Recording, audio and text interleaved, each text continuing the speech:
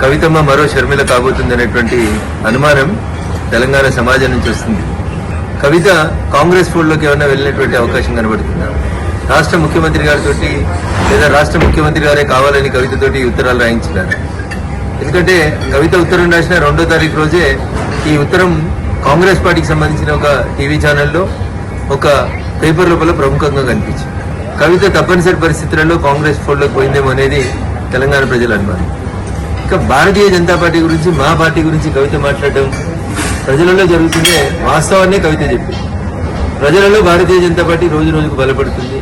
వచ్చే ఎన్నికల తర్వాత భారతీయ జనతా పార్టీ రాష్ట్రంలో అధికారంలోకి రాబోతుంది. తెలంగాణ రాష్ట్ర రాజకీయాల్లో కవితమ్మ మరో షర్మిల కాబోతుంది అనేటువంటి అనుమానం తెలంగాణ సమాజం నుంచి వస్తుంది.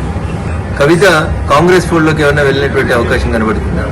రాష్ట్ర ముఖ్యమంత్రి గారితో ఈ విషయాల్ని దృష్టిలో ఉంచుకొని భారతీయ జనతా పార్టీ, బీఆర్ఎస్ రెండు కలిసి ఏదో చేయబోతున్నాయని ప్రజల్ని నమ్మించుతుంది. పోయిన ఎన్నికల కంటే ముందు పీసీసీ అధ్యక్షుడిగా ఏ ప్రయత్నాలను అయితే రేవంత్ రెడ్డి గారు కొనసాగించారు, ఈ రోజు ముఖ్యమంత్రిగా కవితను మరొకసారి ఎట్లా పావుగా వాడుకుంటున్నారేమో అనేది తెలంగాణ సమాజం ఆలోచిస్తుంది.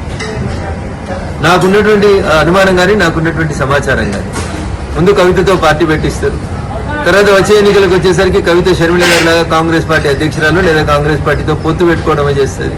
వీటన్నింటినీ క్రోడీకరించి చూసినప్పుడు కవితని కాంగ్రెస్ నడుపుతుందా, కవితని రేవంత్ రెడ్డి గారు నడుపుతున్నారా, కవిత మరో షర్మిల కాబోతుందా అనేటువంటి అనుమానం అయితే చాలా స్పష్టంగా తెలంగాణ సమాజం ముందుంది.